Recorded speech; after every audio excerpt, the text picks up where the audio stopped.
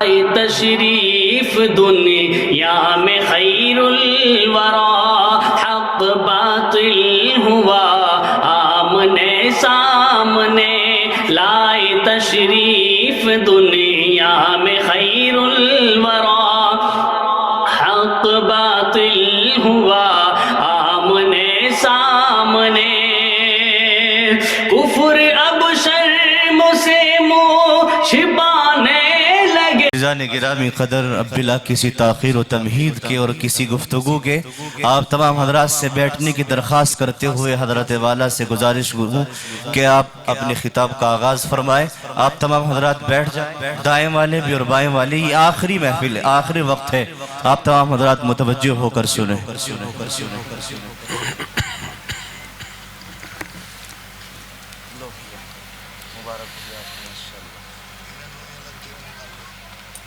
الحمد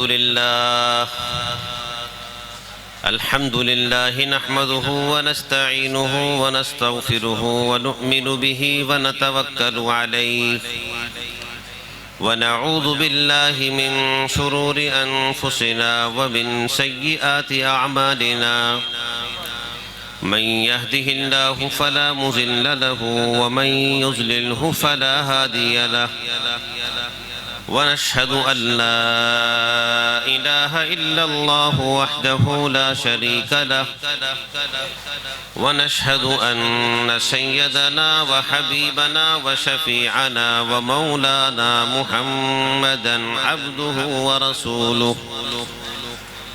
أعوذ بالله من الشيطان الرجيم، بسم الله الرحمن الرحيم. إنا أنزلناه في ليلة القدر وما أدراك ما ليلة القدر، ليلة القدر خير من ألف شهر. صدق الله العظيم. وقال النبي صلى الله تعالى عليه وسلم: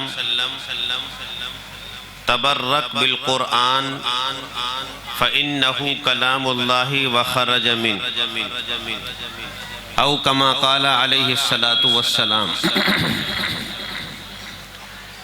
معزز حضرات علماء کرام، ائمہ اعظام، محترم بزرگوں، دوستو، نوجوان ساتھیوں، پیارے بچوں اور پسے پردہ بیٹھ کر دین کی باتوں کو سننے والی ہماری خواتین اسلام، قرآن کریم کی چند آیتیں اور اللہ کے نبی علیہ السلام کے فرامین مبارکہ میں سے ایک فرمان، ایک حدیث آپ حضرات کے سامنے تلاوت کی ہے، پڑھی ہے. بہت مختصر سے وقت میں کچھ قیمتی باتیں آپ حضرات کے سامنے عرض کرنی ہیں. دعا کریں کہ اللہ تعالیٰ مجھے صحیح کہنے اور ہم سب کو ان باتوں کو سننے، سمجھنے اور عمل کرنے کی توفیق عطا فرمائے. آپ حضرات کی یہ مجلس اور آپ حضرات کا یہ جلسہ جس چیز کے لیے منعقد کیا گیا تھا، وہ چیز آپ کے سامنے الحمدللہ بچوں کی دستار کی شکل میں آ چکی ہے. یہ بچوں کے سروں کے اوپر جو دستار باندھی گئی ہے، جو کپڑا ان کے سروں کے اوپر باندھا گیا ہے، اس کپڑے نے ان کو کس مقام پر پہنچایا اور اس کپڑے کے ذریعے سے کیا نسبت ان کو حاصل ہوئی ہے، یہی کچھ باتیں مختصر طور پر آپ حضرات سے مجھے عرض کرنی ہیں.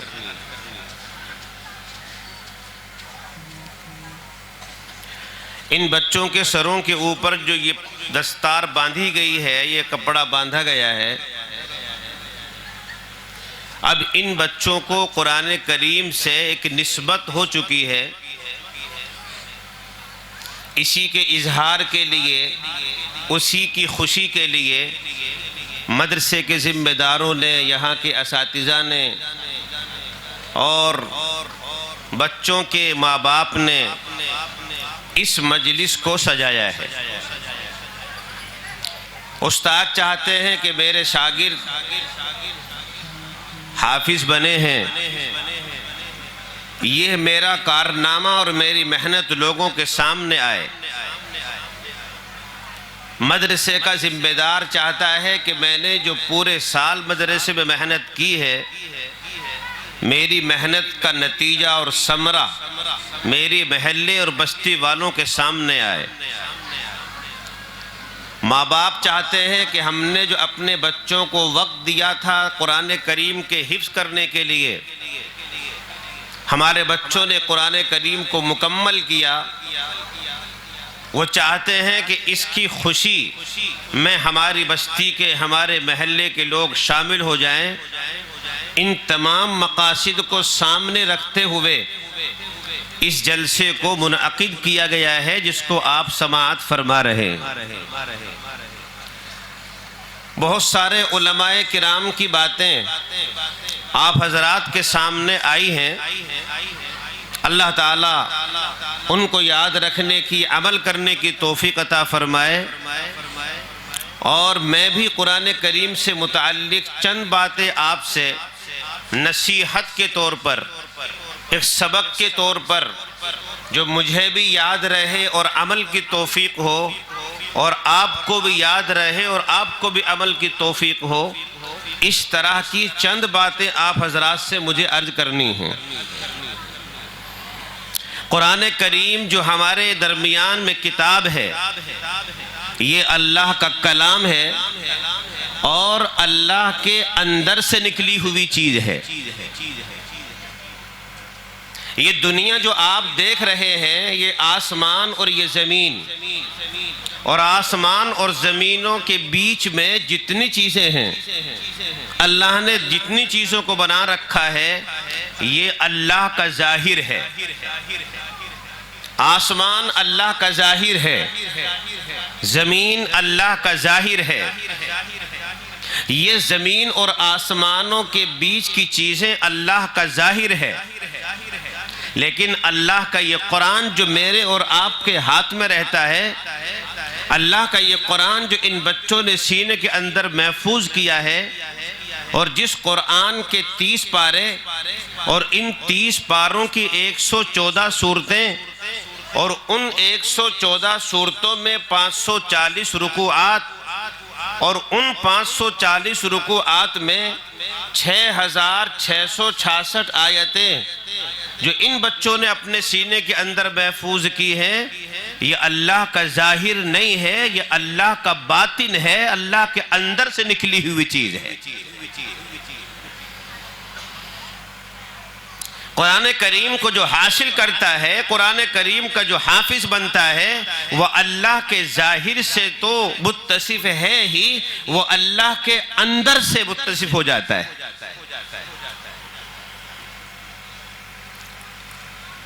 نبی کریم صلی اللہ تعالی علیہ وسلم نے ارشاد فرمایا، تبرک بالقرآن، قرآن سے برکت حاصل کرو۔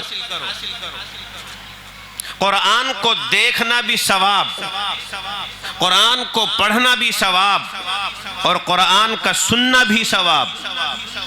یہ ایسی عبادت ہے کہ اس میں کسی محنت کی ضرورت نہیں ہے۔ اگر محبت کی نظر سے اللہ کے کلام پاک کو کوئی آدمی دیکھ رہا ہے تو اسے عبادت کا ثواب ہے۔ جیسے ماں باپ کو محبت کی نظر سے اگر اولاد دیکھے تو کوئی خدمت کی ضرورت نہیں، ہاتھ نہیں دبانا، پیر نہیں دبانا، ان کی خدمت نہیں کرنی۔ اگر کوئی اولاد محبت بھری نظر سے ماں باپ کو دیکھے تو جب تک دیکھ رہا ہے وہ عبادت میں شمار ہے، ایسے ہی قرآن کریم کو جب تک آدمی دیکھ رہا ہے عبادت میں شمار ہے۔ تو یہ کلام پاک جو ہے، یہ اللہ کا ظاہر نہیں بلکہ اللہ کا باطن ہے۔ اسی لیے قرآن کریم کے اندر وہ طاقت ہے، قرآن کریم کے اندر وہ وزن ہے جو ان آسمانوں کے اندر طاقت نہیں ہے، جو ان زمینوں کے اندر طاقت نہیں ہے، جو آسمان اور زمین کی جتنی چیزیں ہیں، پہاڑ جیسی چیزیں، ان میں وہ طاقت نہیں ہے کہ جو طاقت اللہ کے اس کلام میں۔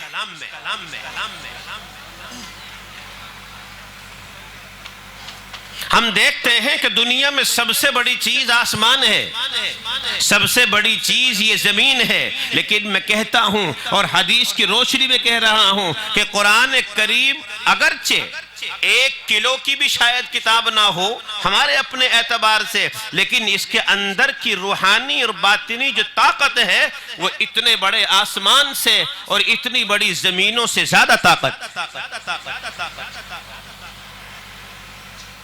اس کی طاقت کو برداشت کرنے کی ہمت نہ آسمانوں میں ہے، اس کی طاقت کو برداشت کرنے کی ہمت نہ زمینوں میں ہے، اس کی طاقت کو برداشت کرنے کی ہمت نہ پہاڑوں میں ہے۔ اور قرآن اس بات کو کہتا ہے، اللہ کہہ رہا ہے اِنَّا عَرَضْنَا الْأَمَانَةَ عَلَى السَّمَاوَاتِ وَالْأَرْضِ وَالْجِبَالِ فَأَبَيْنَ أَن يَحْمِلْنَهَا وَأَشْفَقْنَ مِنْهَا وَحَمَلَهَا الْإِنسَانُ۔ اللہ فرماتے ہیں کہ ہم نے قرآن کریم کے بارے میں آسمانوں سے کہا کہ اس قرآن کریم کو تمہارے اوپر نازل کریں۔ اللہ کہتے ہیں کہ ہم نے زمینوں سے کہا کہ اس قرآن کریم کو تمہارے اوپر نازل کریں۔ اللہ کہتے ہیں کہ ہم نے پہاڑوں سے کہا، جن پہاڑوں نے زمین کو ہلنے سے روکا ہوا ہے، وہ زمین کے کھوٹے ہیں، اگر پہاڑ اس زمین میں نہ ہو تو یہ زمین زلزلہ کھا کر ختم ہو جائے۔ اللہ نے زمینوں سے پہاڑوں سے کہا کہ اس کو تمہارے اوپر نازل کرے۔ آسمانوں نے، زمینوں نے، پہاڑوں نے، اس خلے کے اندر یہ 3 چیزیں ہمیں بڑے ظاہر ہوتی ہیں، ان سے بڑی کوئی چیز نہیں ہے۔ آسمان، زمین اور پہاڑ، قرآن کہتا ہے فَأَبَيْنَ أَن يَحْمِلْنَهَا، ان تینوں چیزوں نے اس کلام پاک کو اٹھانے سے انکار کر دی۔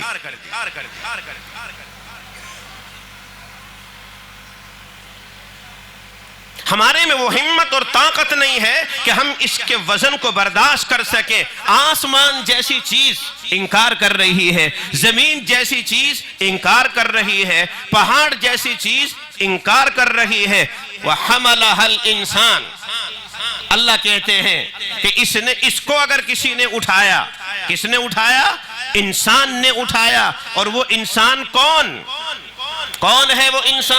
وہ انسان ہے ہمارے نبی جناب حضرت نبی اکرم صلی اللہ تعالی علیہ وسلم، انہوں نے قرآن کریم کو اٹھایا۔ اللہ نے وہ طاقت ہمارے نبی کو دی ہے۔ یہ واضح مطلب ہے کہ ہمارے نبی کے اندر وہ طاقت ہے، ہمارے نبی کے اندر وہ قوت ہے جو ان آسمانوں میں نہیں ہے، جو ان زمینوں میں نہیں ہے، جو ان پہاڑوں میں نہیں ہے۔ اس لیے کہ قرآن کے اترنے سے انہوں نے منع کیا، زمین نے منع کیا، پہاڑوں نے منع کیا، اور اٹھایا تو کس نے؟ ایک انسان نے اٹھایا۔ اور انسان سے مراد حضرت محمد رسول اللہ صلی اللہ تعالی علیہ وسلم ہے۔ معلوم ہوا کہ آسمانوں سے بھی زیادہ اور زمینوں سے بھی زیادہ اور پہاڑوں سے بھی زیادہ اگر کسی میں طاقت ہے تو وہ میرے اور آپ کے نبی جناب محمد رسول اللہ صلی اللہ تعالی علیہ وسلم میں۔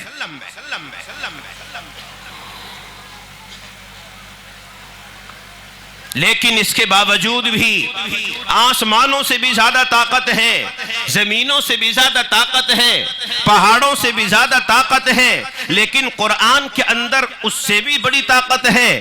حدیثوں میں آتا ہے کہ جب قرآن کریم جبرائیل اللہ کی طرف سے جناب نبی اکرم صلی اللہ علیہ وسلم پر نازل کرتے تھے، لے کر آتے تھے، حضرت عائشہ کہتی ہیں کہ اگر میری ران پر میرے شوہر اور میرے نبی کا سر رکھا ہوا ہوتا تھا تو مجھے ایسا معلوم ہوتا تھا کہ میری ران ٹوٹ جائے گی۔ قرآن کریم جب اتنے طاقتور آدمی پر اتر رہا ہے، اگر سردی کا موسم ہے، حدیث میں آتا ہے کہ جب قرآن کریم نبی پر نازل ہوتا تھا تو سردی کی بھری موسم میں، سردی کے بھری موسم میں اللہ کے نبی کی پیشانی سے پسینہ ٹپا ٹپ ہوتا تھا۔ نبی اکرم صلی اللہ علیہ وسلم ارشاد فرماتے ہیں، حدیثوں میں ہے صحابہ نے کہا کہ اگر اللہ کے نبی سوار ہیں اونٹنی پر اور آپ پر جبرائیل کوئی آیت لے کر اتر رہے ہیں، آپ اونٹنی پر سوار ہیں، تو جس وقت وہ آیت اتر رہی ہے اونٹنی اگر کھڑی ہوئی ہے تو بیٹھ جایا کرتی۔ اتنی طاقت کس میں ہے؟ قرآن کریم میں، کیونکہ قرآن کریم کس کا کلام ہے؟ قرآن کریم اللہ کا کلام ہے۔ اللہ کی طاقت سب سے بڑی ہے تو اس کے اندر سے جو نکلی ہوئی چیز ہے اس کی طاقت بھی سب سے بڑی ہے، اس سے بڑی طاقت کسی میں نہیں۔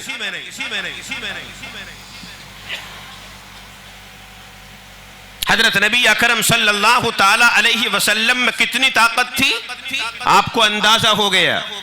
آسمانوں اور زمینوں اور پہاڑوں سے بھی زیادہ دنیا کا کوئی انسان نہیں تھا جو اللہ کے نبی علیہ السلام کا مقابلہ کر سکے۔ اس کے باوجود بھی آپ کی پیشانی سے پسینہ چھوٹ رہا ہے۔ آپ اونٹنی پر چل رہے ہیں تو اونٹنی بیٹھ رہی ہے۔ اگر ران پر عائشہ کی سر رکھا ہوا ہے تو ران ٹوٹی جاتی ہے۔ یہ قرآن کی طاقت ہے۔ آپ اس دنیا میں آپ کا کوئی مقابلہ نہیں کر سکا۔ ایک آدمی نے مقابلہ کرنا چاہا تھا حضرت نبی اکرم صلی اللہ تعالی علیہ وسلم سے۔ نبی کے زمانے میں ایک پہلوان تھا جس کا نام تھا رکانہ۔ رکانہ نام کا پہلوان تھا، بڑے شہرہ آفاق پہلوان، جس کا علاقے میں نہیں دنیا میں نام تھا، آج تک تاریخ میں اس کا نام ہے رکانہ۔ اتنا طاقتور پہلوان کہ اس کی زندگی میں کبھی اس کو کسی نے ڈھایا نہیں ہے۔ مکے میں مشہور تھا کہ اس کا مقابلہ کوئی نہیں کر سکتا، اس کو کوئی چیت نہیں کر سکتا۔ حضرت نبی اکرم صلی اللہ تعالی علیہ وسلم اس کو دعوت دینے کے لیے، اسلام کی طرف بلانے کے لیے گئے اور اس کو دعوت دی کہ آپ اللہ کی عبادت کرو، ان بتوں کو چھوڑو، ایک اللہ کی عبادت کرو۔ تو رکانہ پہلوان نے کیا کہا؟ رکانہ پہلوان نے کہا کہ محمد، میں تیری دعوت کو قبول کر سکتا ہوں لیکن میری شرط یہ ہے کہ تجھے مجھ سے کشتی کرنی پڑے گی۔ اگر تو نے مجھے ڈھا دیا تو میں اسلام کو قبول کروں۔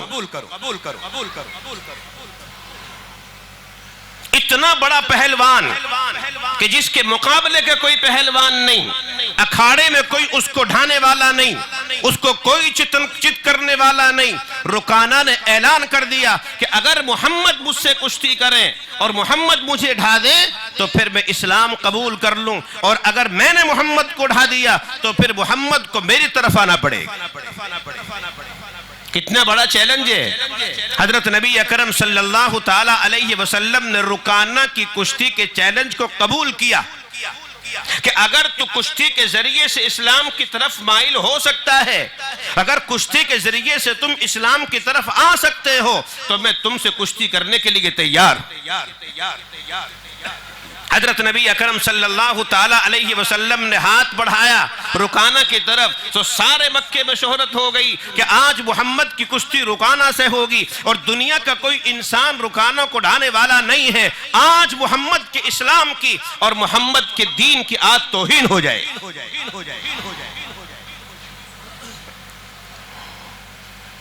رکانہ اور جناب محمد صلی اللہ علیہ وسلم کی کشتی کا ایک اعلان ہے۔ وقت آیا، حضرت نبی اکرم صلی اللہ تعالی علیہ وسلم نے کشتی کے لیے ہمت کی اور آپ نے نیت کی اور ارادہ کر لیا۔ رکانہ کی طاقت کا اندازہ نہیں ہے آپ کو۔ حدیث میں آتا ہے کہ اتنی طاقت اس کے اندر تھی اور اتنا وزن اس کے اندر تھا۔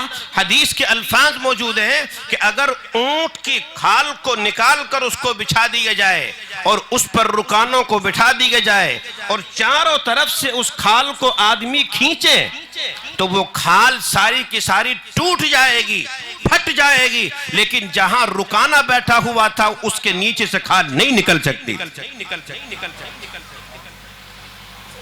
اتنا وزنی اور طاقتور آدمی رکانا، اور وہ دعویٰ کر رہا ہے، اعلان کر رہا ہے ہمارے نبی سے کشتی کرنے کا کہ آپ اگر مجھ سے کشتی کریں اور آپ مجھے ڈھا دیں تو میں اسلام قبول کرتا ہوں۔ اس سے ایک بات اور معلوم ہوئی، اس بات سے ایک بات اور معلوم ہوئی کہ دعوت اللہ، اللہ کی طرف بلانے کے لیے ایک ہی راستہ نہیں ہے۔ اللہ کی طرف بلانے کے لیے جو بھی راستہ اختیار کرنا پڑے مسلمان کو کرنا چاہیے۔ نبی اکرم صلی اللہ تعالی علیہ وسلم رکانوں کو اسلام کی طرف لانے کے لیے کشتی کا ارادہ فرما رہے ہیں کہ اس کشتی کے ذریعے سے اگر رکانا آتا ہو تو میرے کشتی کرنے کے لیے تیار۔ حضرت نبی اکرم صلی اللہ تعالی علیہ وسلم نے کشتی رکانہ سے کی، آپ دونوں کی کشتی ہوئی، سارا مکہ موجود ہے، ساری انسانیت وہاں موجود ہے کہ آج باطل اور حق کی کشتی ہو رہی ہے۔ محمد کہتا ہے کہ میرے اللہ بہت بڑا ہے، میرا دین ایسا ہے، ان الدین عند اللہ الاسلام ومن یبتغی غیر الاسلام دینا فلن یقبل منہ۔ آج محمد کا دعویٰ ختم ہونے والا ہے، رکانہ کے سامنے کوئی طاقت ٹھہرتی نہیں ہے۔ چنانچہ کشتی ہوئی، اللہ کے نبی نے کشتی کی کس سے؟ رکانہ سے، جس کے جوڑ کا کوئی پہلوان نہیں تھا۔ آپ علیہ السلام جب اکھاڑے میں آئے اور رکانہ اکھاڑے میں آیا اور ہاتھ ملایا تو آپ نے اس رکانہ کو جس کے اندر منو وزن تھا اور جس کو کسی نے ڈھایا نہیں تھا، آپ نے ایک ہاتھ سے اس کو یوں اٹھایا، دوسرا ہاتھ بھی نہیں لگایا، جسم پہ کہیں اس کو نہیں لگایا، ایک ہاتھ سے اس کو اس طرح اٹھایا اور یوں چڑیا کی طرح اوپر گھمایا اور نیچے آہستہ سے لا کے زمین پہ چت کر دی۔ اب یہ رکانہ نیچے پڑا ہوا ہے، چت پڑا ہوا ہے۔ آپ علیہ السلام کہہ رہے ہیں کہ رکانہ چت ہوئے کہ نہیں ہوئے، چت ہوئے کہ نہیں ہوئے؟ تو رکانہ کان میں کہتا ہے کہ محمد کہہ دو کہ ابھی چت نہیں ہوئے، میرا ایک داؤں تھا جو میں نے چلایا نہیں ہے، اس داؤں کو اب کہ اگر میں چلاؤں گا تو تجھ سے چت ہونے والا نہیں ہوں، کشتی اب کی نہیں ہے، ایک بار پھر ہوگی، ابھی میں چت نہیں ہوا۔ شرم کی بات ہے، پورے مکے کے لوگ کھڑے ہوئے ہیں اور فخر ہے مکے والوں کو رکانہ پر کہ ہمارا پہلوان، اس کا کوئی مقابلہ نہیں ہے۔ اور جناب نبی اکرم صلی اللہ علیہ وسلم نے ایک ہاتھ سے اس کو چڑیا کی طرح یوں گھمایا اور نیچے لا کے چت کر دیا۔ حضرت نبی اکرم نے کہا ٹھیک ہے، دوبارہ کشتی ہوگی، جو تیرے پاس داؤں ہے اسے بھی چلاؤ، اب دوبارہ کشتی ہوگی، محمد پیچھے ہٹنے والا نہیں ہے۔ چنانچہ دوبارہ کشتی ہوئی اور اس دوبارہ کشتی میں بھی حضرت نبی اکرم صلی اللہ تعالی علیہ وسلم نے اس رکانہ کو ایک ہاتھ سے اٹھایا اور یوں چڑیا کی طرح ایک ہاتھ پر گھمایا اور پھر لا کے چت کر دیا۔ کہو کہ اب تو مانو کہ چت ہو گیا، اب تو مانو کہ چت ہو گیا۔ تو رکانہ نے کھڑے ہو کر سب کے سامنے کہا کہ یہ محمد صلی اللہ علیہ وسلم جس کو اللہ کا رسول کہا جا رہا ہے، یہ انسانی طاقت اس کے اندر نہیں ہے، اس کے اندر اگر طاقت ہے وہ کسی اور کی طاقت ہے، محمد کی طاقت کے ذریعے سے بڑھانے والا نہیں تھا، اس کے اندر اللہ نے کچھ اور طاقت رکھی ہے، یہ کوئی انسان عام انسان نہیں ہے، یہ اللہ کا رسول اور اس کا پیغمبر ہے۔ اس لیے رکانہ نے مانا کہ یہ اللہ کا رسول ہے، اللہ کا پیغمبر ہے۔ اسی وقت کہا اشہد ان لا الہ الا اللہ و اشہد ان محمد عبدہ و رسولہ، کہ میں مانتا ہوں اللہ ایک ہے اور اللہ کے یہ محمد جو ہے اللہ کے سچے رسول اور سچے پیغمبر ہے، اور اسی وقت کلمہ پڑھ کے مسلمان ہو گئے۔ اتنی طاقت کلام پاک میں تھی اور اتنی طاقت کس میں؟ حضرت نبی اکرم صلی اللہ علیہ وسلم میں اتنی طاقت، اور اتنی طاقت کے باوجود آپ پر جب نازل ہو رہا ہے قرآن تو پسینہ آ رہا ہے، آپ پر جب نازل ہو رہا ہے قرآن تو اونٹنی بیٹھ رہی ہے، آپ پر جب نازل ہو رہا ہے قرآن تو ران عائشہ کی ٹوٹنے کو تیار ہے۔ کتنی طاقت ہوگی کلام پاک میں؟ اس کلام پاک کو کس نے اٹھایا؟ ایک انسان نے اٹھایا، اور وہ انسان ہے ہمارا نبی اور آپ کا نبی محمد صلی اللہ علیہ وسلم، اور آپ کے واسطے سے اس قرآن کریم کو دوسرے انسانوں نے اٹھایا، اور وہاں سے یہ سلسلہ چلتے چلتے چلتے آپ کے اس عبداللہ پور میں پہنچا، اور ان بچوں نے اپنے سینے کے اندر اس قرآن کریم کو محفوظ کیا۔ اگر ہمارے نبی اس قرآن کریم کی اس تکلیف کو اور اتنے وزن کو برداشت نہ کر سکتے تھے، برداشت نہ کرتے، تو قیامت تک کسی انسان میں یہ طاقت تھی ہی نہیں جو اس قرآن کریم کو اپنے سینے کے اندر محفوظ کر لے۔ اس لیے قرآن کریم سے جو جڑتا ہے وہ بھی طاقتور ہوتا ہے، قرآن کریم کو جو اپنے سینے کے اندر محفوظ کرتا ہے وہ بھی طاقتور ہوتا ہے۔ ان بچوں کو قرآن کریم سے نسبت ہو گئی، اب ان کی نسبت سب سے بڑی نسبت ہے، اور ان کی طاقت سب سے بڑی طاقت سب سے بڑی طاقت ہے۔ اس لیے اس قرآن کریم کے حفظ پر جتنی خوشی منائی جائے کم ہے، کہ یہ وہ کلام ہے کہ جس کلام کو ہمارے نبی جناب محمد الرسول اللہ صلی اللہ علیہ وسلم نے اٹھانا برداشت کیا، اس کی تکلیفیں برداشت کی، اس قرآن کریم کی صورتوں اور آیتوں کو آج ہمارے بچوں نے سینے کے اندر محفوظ کر لیا۔ ماں باپ کے لیے خوشی کا مقام ہے، استاد کے لیے خوشی کا مقام ہے، ان کے رشتہ داروں کے لیے خوشی کا مقام ہے، ان کے خاندان والوں کے لیے خوشی کا مقام ہے۔ اللہ کا وہ کلام جو اللہ کے اندر سے نکلا ہوا ہے، ہمارے بچوں نے اپنے سینوں کے اندر محفوظ کر لیا۔ اور قرآن کریم کے حفظ پر ماں باپ کا خوش ہونا اتنا بڑا کمال نہیں، قرآن کریم کے حفظ پر رشتہ داروں کا خوش ہونا کوئی کمال کی بات نہیں۔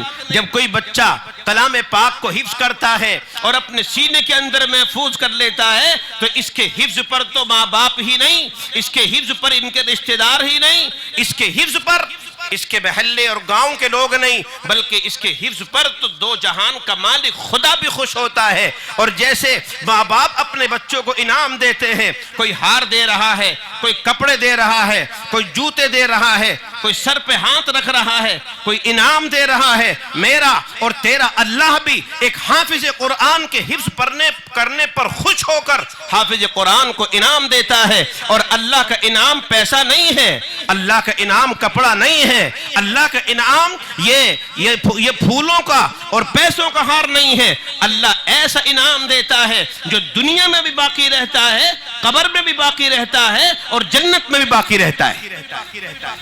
تیرے میرے دیے ہوئے ہار یہ دنیا میں ختم ہو جائیں گے، کپڑے یہاں ختم ہو جائیں گے، جوڑے یہاں ختم ہو جائیں گے، پیسے ختم ہو جائیں گے، اللہ کا انعام دیا ہوا ختم نہیں ہوگا۔ کیا ہے اللہ کا انعام؟ اللہ کہتا ہے جب کوئی بچہ حافظ قرآن بنتا ہے، اللہ کہتا ہے اے حافظ قرآن، تیرے باپ نے اور ماں نے تجھے پیسے دیے، تجھے جوڑے دیے اور تجھے ہار دیے، نہ جانے کس کس نے تجھے کیا دیا، میں بھی تجھے ایک انعام دیتا ہوں۔ کیا ہے اللہ کا انعام؟ اللہ کہتا ہے کہ میرے 99 نام ہیں، ایک اصلی نام اللہ ہے، اس کے علاوہ صفاتی نام 99 ہیں۔ اللہ کے بہت سارے نام ہیں، ان ناموں میں سے ایک نام اللہ کا حافظ ہے۔ حافظ اللہ کہتا ہے کہ میں اپنے 99 ناموں میں سے ایک نام ہی تیرے حوالے کرتا ہوں۔ آج تک اگر تو عبداللہ تھا تو اب تجھے حافظ عبداللہ کہا جائے گا، پہلے میرا نام لگے گا اور بعد میں تیرا نام آئے۔ تو اس پر تو اللہ بھی خوش ہوتا ہے اور اللہ بھی انعام دیتا ہے، تو ہمیں اس پر خوش ہونا چاہیے کہ نہیں ہونا چاہیے؟ ارے ماں باپ کو خوش ہونا چاہیے کہ نہیں؟ رشتہ داروں کو خوش ہونا چاہیے کہ نہیں؟ عبداللہ پور والوں، یہ 5-7 بچے، کتنے بچے ہیں؟ 6 بچے حافظ قرآن بنے ہیں، یہ تو 6 ہیں۔ اگر ایک بھی ہوتا تم اس کی قیمت ادا نہیں کر سکتے تھے، چہ جائے کہ 6 حافظ قرآن آپ کو ملے ہیں۔ اس کے اوپر جتنی خوشی آپ منائیں کم ہے۔ آپ کو خوشی ہے یا نہیں ہے یہ بتاؤ؟ کس کس کو خوشی ہے؟ ہاتھ اٹھائیے۔ اللہ تعالیٰ آپ کے ہاتھ اٹھانے کو قبول فرمائے، اور ان بچوں کے حفظ میں اللہ تعالیٰ سب کا حصہ عطا فرمائے، اور اس کے فضائل اور برکات سے ہم سب کو مالا مال فرمائے۔ آپ خوشی کے ساتھ ان کے ماں باپ خوشی میں مدرسے کو، استادوں کو انعام سے نوازتے ہیں، ہر جگہ نوازتے ہیں۔ عبداللہ پور والوں سے بھی میری یہ درخواست ہے جو ان بچوں کے ماں باپ ہیں، عبداللہ پور کے ہیں یا باہر کے ہیں، وہ بھی خوشی میں اپنے اس مدرسے کو انعام سے نوازیں، استادوں کو انعام سے نوازیں، اور سارے کے سارے آدمی جتنے بیٹھے ہیں ہر آدمی اس میں حصہ لے کر جائے، اس نیت سے کہ حفظ کلام پاک میں میرا کچھ نہ کچھ حصہ ہونا چاہیے۔ یہ پیسے میرے پاس آئے ہیں، یہ ملا جی